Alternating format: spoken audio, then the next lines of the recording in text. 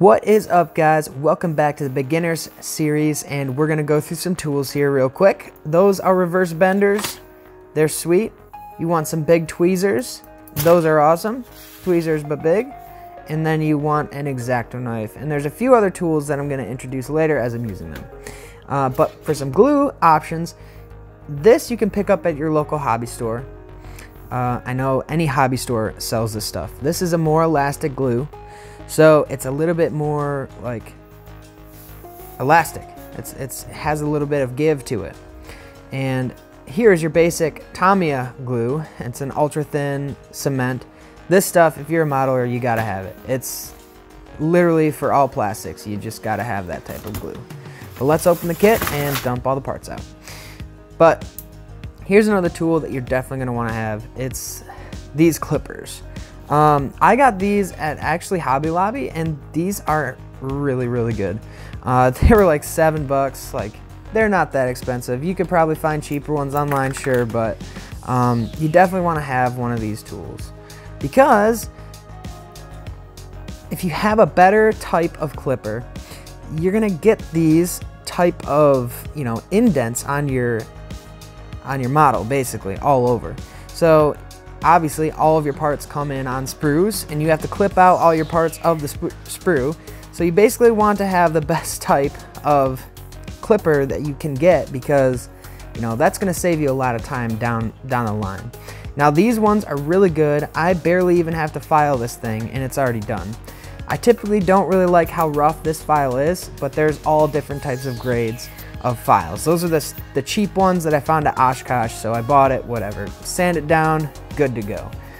Basically, with all of your parts, you're gonna wanna do this to them, because, you know, in the end, when you're looking inside of your cockpit later on, or, you know, you're doing anything with your model looking at it, you're gonna go, man, why didn't I just take 2 seconds to sand off that part, or X-Acto knife that part off? Like, why didn't I just take that time to do that to make it look that much better? And it really does look more scale now, and it just looks so much better by taking off those little tiny, you know, clip marks. So get yourself a good pair of clippers. It definitely saves you some time.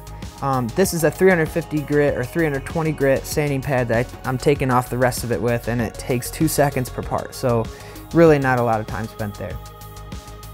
So we're gonna glue this little tiny piece onto this chair.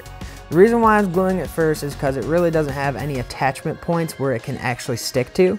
So I take the glue and I wait about a second and take my part and stick it to it. And it's usually just dry enough so that it sticks to the chair, doesn't fall off, and I can still maneuver it with my knife so that's in the perfect spot.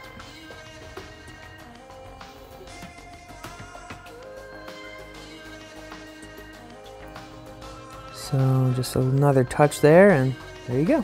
It's right on. Perfect. And there's your first chair.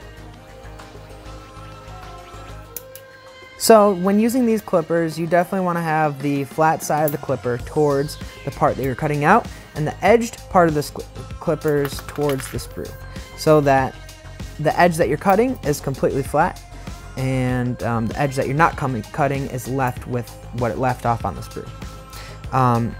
You know, you definitely don't want to go at it backwards, because then you're leaving a whole bunch of plastic, or it can slip and end up cutting your part too as well. That has happened to me several times, so definitely don't want that to happen. Here I'm just showing you that you can file it.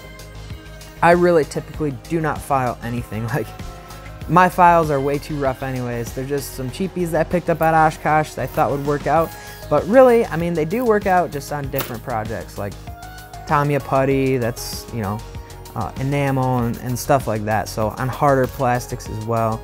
But you can still use a rough file and sand it out like I did there. So it's just basically whichever method that you really want to use, go for it and use it. Using an X-Acto knife like I'm doing here is a little bit more sketchy. You know, you have a risk of really damaging the part there and ruining the factory finish on it. So you know, tiny parts like this is a little different. It's easier to use an X-Acto knife on these little parts. I'm more comfortable with it than using a huge block sander to squish down the part. And you know, you need to use pressure, because it's definitely etched off a little bit on that sander. So It's easier to use an X-Acto knife on tiny parts like this for me, but it's really up to preference. So get these tools and try them out for yourself. You know, always when you're going into little parts like this, use a brand new X-Acto knife. That is a #1 tip. They're literally $10 on Amazon. They come in a pack, they come in a day, and you can't go wrong with a brand new X-Acto knife every time that you use it. It makes life so much better and less frustrating. So definitely want to take an X-Acto knife, a new blade, and etch off these little tiny skinny plastic parts. Just a little bit less tricky than trying to get a sanding in there and scrub until the thing's completely smooth. But the X-Acto knife is definitely more sketchy because you can damage the part. So here's a couple options of gluing. There's one option where you can glue before you stick the parts in. Or you can glue after you stick the parts in. For some reason, I have a really bad habit of struggling, sticking the parts in, and then gluing them. For some reason, I just have a really bad habit of it. But I typically find that it is easier to stick the part where you need it, inside whichever holes that it goes into, and then take the bristles of your Tamiya Extra Thin and go ahead and just touch it with it. That's all it needs, is just a touch of that glue, and it will be stuck in less than 2 seconds. I have spent hours struggling with certain things, and just don't do this because it's a bad habit. And I end up struggling for way too long, and then I get frustrated, then I stop modeling. But definitely, either way you want to do it, it's really up to you. So now we're cutting these big pieces out. I find that it's easier to just keep the flat part towards every single type of sprue that I'm going towards and just cut all the way down in a row. And we'll go the same way down the other side, and eventually the part will come out.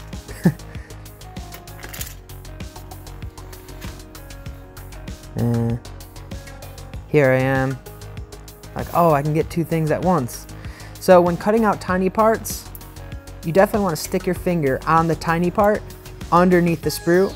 Go ahead and take your clippers, being careful not to cut yourself, and clip that part out, and it will just sit right on your finger. It won't fly off across the room. It won't do anything weird.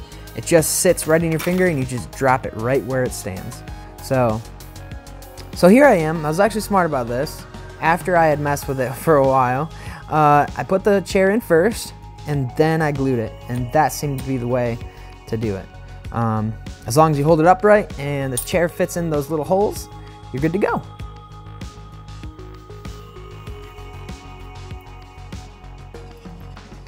So these chairs fit in really well. The pegs were like a perfect fit to the circles that they went into. So honestly, you could probably get away with not gluing this, but I just put a little bit of glue on there anyways. I don't know. I have a bad tendency of gluing literally too much. So yeah, that was like the best way to do it. Just put a little dab of glue on there, then you're secure. But you could have not glued them at all.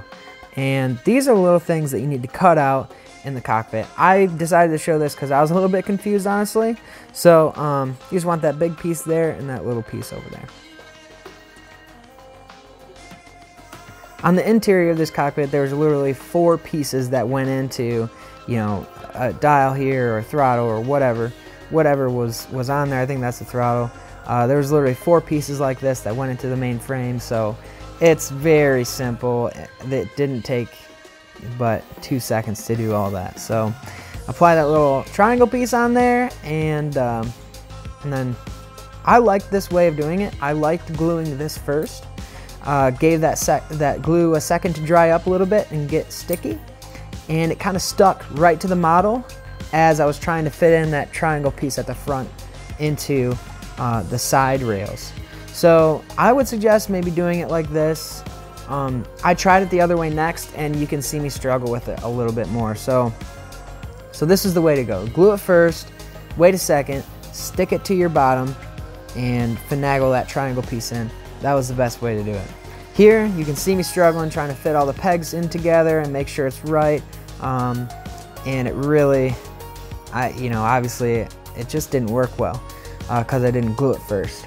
So I would say glue it first and do it the way I told you.